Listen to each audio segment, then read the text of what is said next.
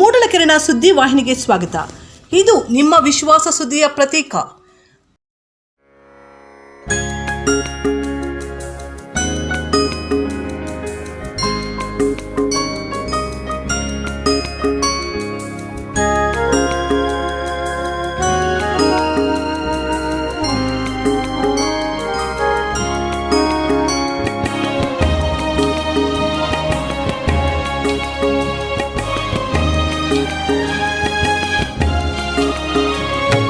जन्मदिनमिदं ऐ प्रिय सखे, जन्मदिनमिदं ऐ प्रिय सखे, शन्तनोतु ते सर्वदा मुदं, शन्तनोतु ते सर्वदा मुदं, प्रार्थयामहे भवशतायुषी, प्रार्थयामहे भवशतायुषी, ईश्वरः सदा रक्षतु, ईश्वरः सदा त्वां च रक्षतु, पुण्यकर्मणा कीर्तिमर्जय, पुण्यकर्मणा कीर्तिमर्जय, जीवनं तव भवतु सार्थकं, जीवनं तव भवतु सार्थकं, जन्मदिनमिदं ऐ प्रिय सखे,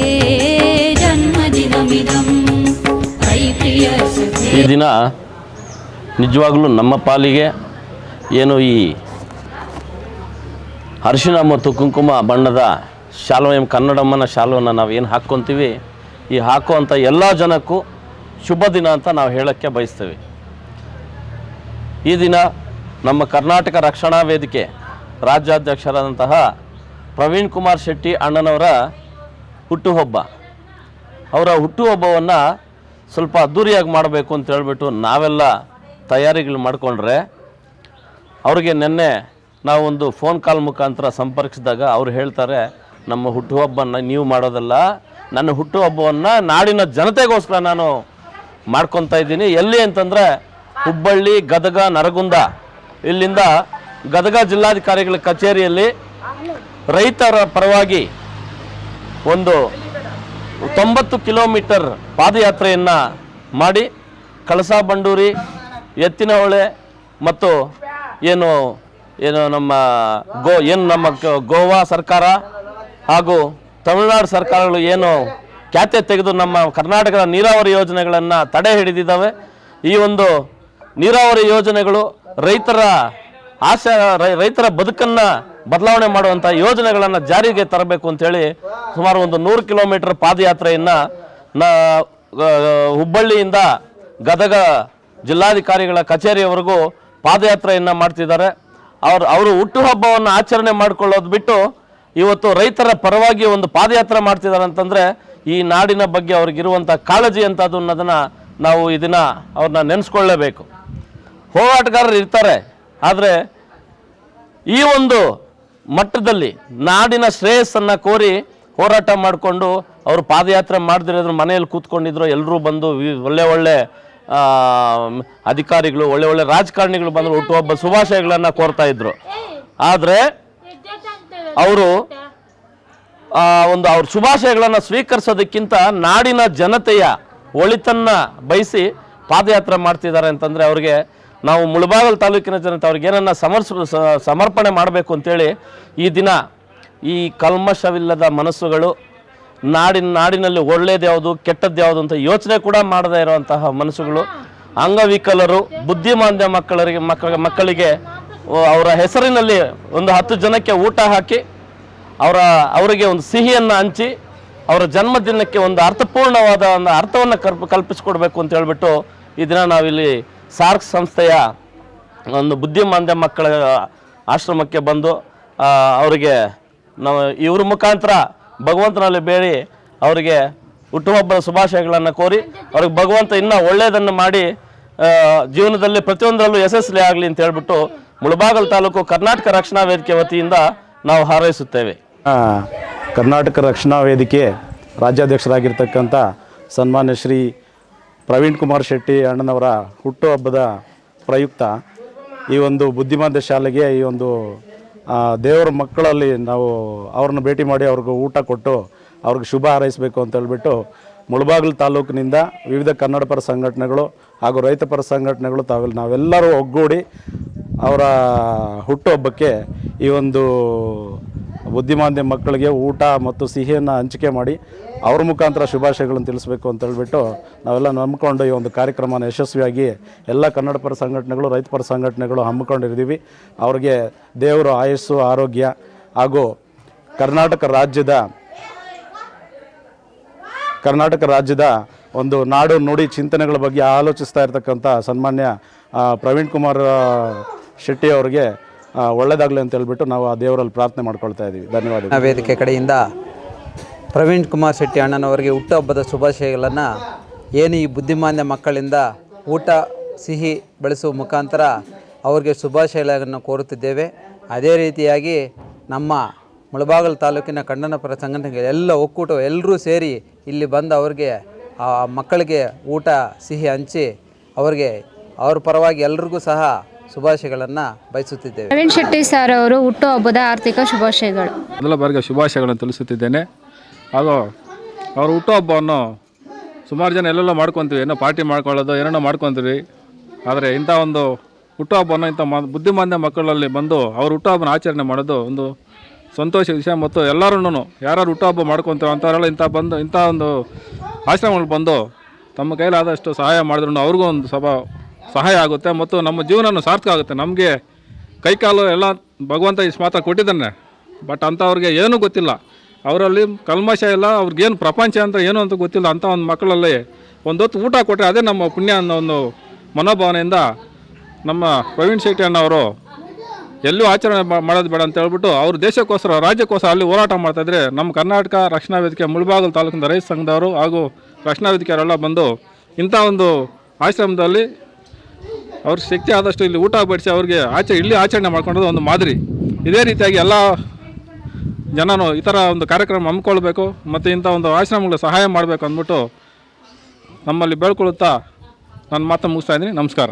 ನಮಸ್ಕರಿಸುತ್ತಾ ಏನು ಇವತ್ತಿನ ದಿವಸ ಈ ಬುದ್ಧಿವಂತ ಮಕ್ಕಳಿಗೆ ಊಟ ಹಾಕುವ ವಿಷಯ ಇವತ್ತು ರಾಜ್ಯಾಧ್ಯಕ್ಷರಾದಂಥ ಪ್ರವೀಣ್ ಕುಮಾರ್ ಶೆಟ್ಟಿ ಅಣ್ಣ ಅವರ ಹುಟ್ಟುಹಬ್ಬದ ಪ್ರಯುಕ್ತ ನಮ್ಮ ತಾಲೂಕಿನ ಅಧ್ಯಕ್ಷರಾದಂಥ ಹರೀಶ್ ಗೌಡ ಅವರು ಈ ಮಕ್ಕಳಿಗೆ ಊಟ ಕೊಡೋ ಮುಖಾಂತರ ಅವರಿಗೆ ಒಂದು ಸಂದೇಶವನ್ನು ಕೊಡುತ್ತಾ ಹಾಗೂ ಈ ಬುದ್ಧಿವಂತ ಮಕ್ಕಳಿಗೆ ಊಟ ಸಿಹಿ ಕೊಡೋ ಮೂಲಕ ಅವರಿಗೆ ಹುಟ್ಟುಹಬ್ಬವನ್ನು ಆಚರಿಸ್ತಾ ಇದ್ದಾರೆ. ಈ ಅಂಗವಾಗಿ ಅವರಿಗೆ ದೇವರು ಮುಂದಿನ ದಿನಗಳಲ್ಲಿ ಆರೋಗ್ಯ ಆಯುಷು ಭಾಗ್ಯ ಕೊಡಲಿ ಅಂತ ನಾನು ಆಶಿಸುತ್ತಾ ನನ್ನ ಮಾತುಗಳು. ಕರ್ನಾಟಕ ರಾಜ್ಯ ರಕ್ಷಣಾ ವೇದಿಕೆ ವತಿಯಿಂದ ಪ್ರವೀಣ್ ಶೆಟ್ಟಿ ಕುಮಾರನವರಿಗೆ ಹುಟ್ಟುಹಬ್ಬದ ಶುಭಾಶಯಗಳು. ನಮ್ಮ ತಾಲೂಕು ಅಧ್ಯಕ್ಷರು ಹರೀಶ್ ಗೌಡ ನೇತೃತ್ವದಲ್ಲಿ ಅದ್ಧೂರವಾಗಿ ಇಲ್ಲಿ ಹಮ್ಮಿಕೊಂಡಿದ್ದೀವಿ. ಮುಂದಿನ ದಿನಗಳಲ್ಲಿ ಇನ್ನೂ ವಿಜೃಂಭಣೆಯಿಂದ ಆಚರಿಸೋಣ ಅಂತ ಹುಟ್ಟುಹಬ್ಬದ ಶುಭಾಶಯಗಳು ಹೇಳ್ತಾ ಇದ್ದೀವಿ. ಎಲ್ರಿಗೂ ನಮಸ್ಕಾರ. ಇವತ್ತೊಂದು ದಿವಸ ಈ ಆಶಾ ಕಿರಣ ವಿಕಲಚೇತನರ ಒಂದು ವಸತಿ ಶಾಲೆಯಲ್ಲೇ ನಮ್ಮ ಕನ್ನಡ ರಕ್ಷಣಾ ವೇದಿಕೆಯ ರಾಜ್ಯಾಧ್ಯಕ್ಷರಾದಂತಹ ಶ್ರೀ ಪ್ರವೀಣ್ ಶೆಟ್ಟಿ ಕುಮಾರ್ ಅವರ ಅಣ್ಣನವರು ಬಹಳಷ್ಟು ಸರಳವಾಗಿ ಬಹಳಷ್ಟು ಒಂದು ಸಮಾಜಕ್ಕೆ ಒಂದು ಸಂದೇಶ ಅಂತಲೇ ಹೇಳ್ಬೋದು. ಕಾರಣ ಇಷ್ಟೇ, ಪ್ರತಿಯೊಬ್ಬರು ಅವರವರ ಒಂದು ಕಾರ್ಯಕ್ರಮಗಳಲ್ಲೇ ಒಂದು ವಿಜೃಂಭಣೆಯಿಂದ ಅವರವರ ಮನೆಗಳ ಹತ್ರ ಅಥವಾ ಬೇರೆ ಕಡೆ ಆಚರಿಸ್ತಾರೆ. ಆದರೆ ಇಂಥ ಕಡೆ ಆಚರಿಸೋದ್ರಿಂದ ನಾವು ಒಂದು ಸಂದೇಶ ಕೊಡೋಂಗಾಗುತ್ತೆ ಸಮಾಜಕ್ಕೆ. ಏನಂತಂದರೆ ಇವರು ನಮ್ಮ ಜೊತೆಯಲ್ಲೇ, ಇವರು ನಮ್ಮಂಗೆ ಇವರು ಮನುಷ್ಯರೇ, ಇವರು ನಮ್ಮಂಗೆ ಬದುಕಬೇಕು, ನಮ್ಮಂಗೆ ಒಂದು ಏನು ಸಂತೋಷ ಇದೆ, ಒಂದು ಹುಟ್ಟುಹಬ್ಬ ಆಗಲಿ ಮತ್ತೊಂದಾಗಲಿ ಇನ್ನೊಂದಾಗಲಿ ಅದರಲ್ಲಿ ಪಾಲ್ಗೊಳ್ಬೇಕು, ಅವರು ನಮ್ಮ ಜೊತೆ ಸಂತೋಷವಾಗಿರಬೇಕು ಅನ್ನೋ ಒಂದು ಮನಸ್ತತ್ವ ಇಟ್ಕೊಂಡು ಈ ನಮ್ಮ ಕನ್ನಡ ರಕ್ಷಣಾ ವೇದಿಕೆಯ ತಾಲೂಕು ಅಧ್ಯಕ್ಷರಾದಂಥ ಶ್ರೀ ಹರೀಶ್ ಗೌಡರು ಹಾಗೂ ನಮ್ಮ ಪ್ರಕಾಶ್ ಗೌಡರು ಒಂದು ಅರ್ಥಗರ್ಭಿತವಾದಂತಹ ಕಾರ್ಯಕ್ರಮವನ್ನು ಇಲ್ಲೇ ಆಯೋಜನೆ ಮಾಡಿದ್ದಾರೆ.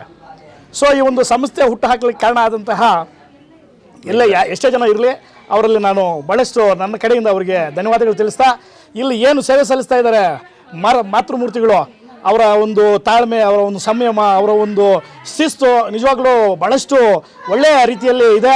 ಅವರಿಗೆ ನಾನು ನನ್ನ ಕಡೆಯಿಂದ, ನನ್ನ ವೈಯಕ್ತಿಕ ಕಡೆಯಿಂದ ನಾನು ಅವರಿಗೆ ತುಂಬ ಧನ್ಯವಾದಗಳು ತಿಳಿಸ್ತಾ, ಇಂಥ ನನ್ನ ಸಾರ್ವಜನಿಕರಲ್ಲಿ ಒಂದು ಮನವಿ ಮಾಡ್ಕೊಳ್ತೀನಿ. ದಯವಿಟ್ಟು ನೀವು ನಿಮ್ಮ ಕಾರ್ಯಕ್ರಮಗಳು ಎಲ್ಲೇ ಆಚರಿಸ್ಕೊಳ್ಳಿ, ವಿಜೃಂಭಣೆಯಿಂದ ಮಾಡಿ, ಸಂತೋಷದಿಂದ ಮಾಡಿ. ಆದರೆ ಅವಕಾಶ ಸಿಕ್ಕಾಗ ದಯವಿಟ್ಟು ಇಂತಹ ಶಾಲೆಗೆ ಒಮ್ಮೆ ಭೇಟಿ ಕೊಡಿ.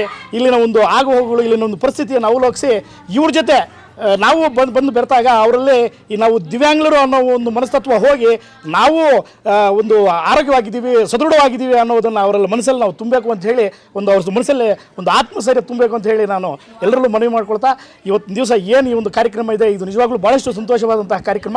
ಇಂತಹ ಕಾರ್ಯಕ್ರಮ ನಡೀಬೇಕು ಅಂತೇಳಿ ನಾನು ಆಶಿಸ್ತಾ ನನ್ನ ಮಾತನ್ನು ಮುಡುಗೊಳಿಸ್ತೀನಿ. ಜೈ ಹಿಂದ್, ಜೈ ಕರ್ನಾಟಕ. ಎಲ್ರಿಗೂ ನಮಸ್ಕಾರ. ಏನಿವತ್ತು ನಮ್ಮ ರಾಜ್ಯಾಧ್ಯಕ್ಷರಾದಂತಹ ಕರ್ನಾಟಕ ರಕ್ಷಣಾ ವೇದಿಕೆ ರಾಜ್ಯಾಧ್ಯಕ್ಷರಾದಂತಹ ಪ್ರವೀಣ್ ಕುಮಾರ್ ಶೆಟ್ಟಿ ಅಣ್ಣನವರ ಹುಟ್ಟುಹಬ್ಬ ಇದೆ. ನಾವು ಮುಂದೆ ಎಲ್ಲನೂ ಅವರ ಹುಟ್ಟುಹಬ್ಬವನ್ನು ಒಂದು ವಿಜೃಂಭಣೆಯಿಂದ ಆಚರಣೆ ಮಾಡಿದ್ದೀವಿ. ಈ ಒಂದು ಹುಟ್ಟುಹಬ್ಬಕ್ಕೆ ಅವರು ಒಂದು ವಿಭಿನ್ನ ರೀತಿಯಲ್ಲಿ, ಅಂದರೆ ನಮ್ಮ ನಾಡಿಗೆ ಒಂದು ಒಳ್ಳೆಯದಾಗುವಂಥ ರೀತಿಯಲ್ಲಿ ಆಚರಣೆ ಮಾಡಬೇಕು ಅಂತ ಪಣ ತೊಟ್ಟು ಏನಿವತ್ತು ಅವರು ಗದಗ ಜಿಲ್ಲೆಯಲ್ಲಿ ಒಂದು ಪಾದಯಾತ್ರೆಯನ್ನು ಮಾಡಿ, ನರಗುಂದದಿಂದ ಗದಗ ಜಿಲ್ಲೆಯವರೆಗೂ ಪಾದಯಾತ್ರೆ ಮಾಡಿ ಮಹದಾಯಿ ಯೋಜನೆ ಜಾರಿಗೆ ಬರಬೇಕು, ಅಲ್ಲಿನ ಜನಕ್ಕೆ ಕುಡಿಯೋ ನೀರಿನ ವ್ಯವಸ್ಥೆ ಆಗಬೇಕು ಅಂತ ಒಂದು ಒಳ್ಳೆಯ ಮನಸ್ಸಿನಿಂದ, ಒಳ್ಳೆಯ ಒಂದು ಉದ್ದೇಶ ಇಟ್ಕೊಂಡು ಪಾದಯಾತ್ರೆಯನ್ನು ಮಾಡ್ತಾಯಿದ್ದಾರೆ. ಅವ್ರಿಗೂ ನಾವು ಸಹಕಾರವನ್ನು ಇಲ್ಲಿಂದ ಕೊಟ್ಟಿದ್ದೀವಿ.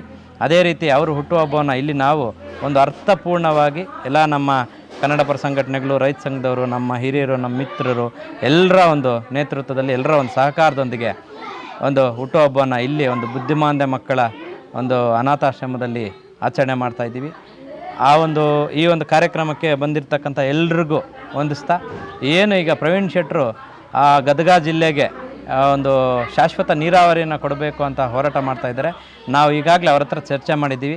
ನಮ್ಮ ಕೋಲಾರ ಜಿಲ್ಲೆಗೂ ಒಂದು ಶಾಶ್ವತ ನೀರಾವರಿ, ಕುಡಿಯೋ ನೀರಾವರಿ ವ್ಯವಸ್ಥೆಯನ್ನು ಮಾಡೋದಕ್ಕೆ ಅವ್ರ ಹತ್ರ ಚರ್ಚೆ ಮಾಡಿ ಮುಂದಿನ ದಿನಗಳಲ್ಲಿ ನಾವು ಒಂದು ಬೃಹತ್ ಪಾದಯಾತ್ರೆ ಮಾಡೋ ಮುಖಾಂತರ ನಮ್ಮ ಒಂದು ಮುಳಬಾಗಿಲು ತಾಲೂಕಿಗೆ ಹಾಗೂ ಕೋಲಾರ ಜಿಲ್ಲೆಗೆ ಶಾಶ್ವತ ನೀರಾವರಿಯನ್ನು ಕೊಡೋದಕ್ಕೆ ನಮ್ಗೆ ಎಲ್ಲ ಕನ್ನಡ ಪರ ಸಂಘಟನೆಗಳು, ರೈತ ಪರ ಸಂಘಟನೆಗಳು, ದಲಿತ ಪರ ಸಂಘಟನೆಗಳು ಎಲ್ಲ ಮತ್ತು ಮಾಧ್ಯಮದವರ ಒಂದು ಸಹಕಾರದೊಂದಿಗೆ ಒಂದು ಬೃಹತ್ ಪಾದಯಾತ್ರೆಯನ್ನು ಮಾಡಿ ಸರ್ಕಾರಕ್ಕೆ ನಮ್ಮ ಮನವಿ ಏನಿದೆ ಕೊಟ್ಟು ಆ ಒಂದು ನಮಗೆ ಈಗಾಗಲೇ ಚಾಲ್ತಿಯಲ್ಲಿರ್ತಕ್ಕಂಥ ನೀರಾವರಿ ವ್ಯವಸ್ಥೆಗಳೇನಿದೆ ಅದನ್ನು ನಮಗೆ ಕುಡಿಯೋ ನೀರಿನ ಒಂದು ಶಾಶ್ವತ ನೀರಾವರಿ ವ್ಯವಸ್ಥೆ ಮಾಡಬೇಕು ಅಂತ ಒಂದು ಕಾರ್ಯಕ್ರಮವನ್ನು ಹಮ್ಮಿಕೊತೀವಿ ಅಂತ ಹೇಳ್ತಾ, ಏನು ಎಲ್ಲ ಸಂಘಟನೆಗಳು, ಈಗ ಸುಮಾರು ಸಂಘಟನೆಗಳಿದೆ, ಬೇರೆ ಬೇರೆ ಕನ್ನಡ ಸಂಘಟನೆಗಳು, ದಲಿತ ಸಂಘಟನೆಗಳು, ಎಲ್ಲರೂ ಹಿರಿಯರು, ರಾಜಕೀಯ ನಾಯಕರು ಎಲ್ಲರನ್ನೂ ಒಂದು ಹುಟ್ಟುಹಬ್ಬನ ಆಚರಣೆ ಮಾಡ್ಕೊತೀವಿ.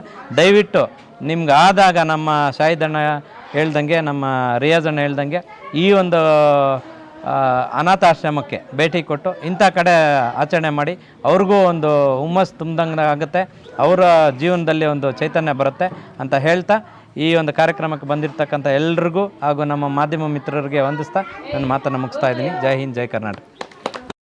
ಮೂಡಲಕಿರಣ ಯೂಟ್ಯೂಬ್ ಚಾನಲ್ ಅನ್ನು ತಪ್ಪದೇ ಸಬ್ಸ್ಕ್ರೈಬ್ ಮಾಡಿ, ಲೈಕ್ ಮಾಡಿ, ಶೇರ್ ಮಾಡಿ. ನಮ್ಮ ಮುಂಬರುವ ಎಲ್ಲಾ ವಿಡಿಯೋಸ್ಗಳಿಗಾಗಿ ಪಕ್ಕದಲ್ಲೇ ಇರುವ ಬೆಲ್ ಬಟನ್ ಅನ್ನು ಒತ್ತಿ.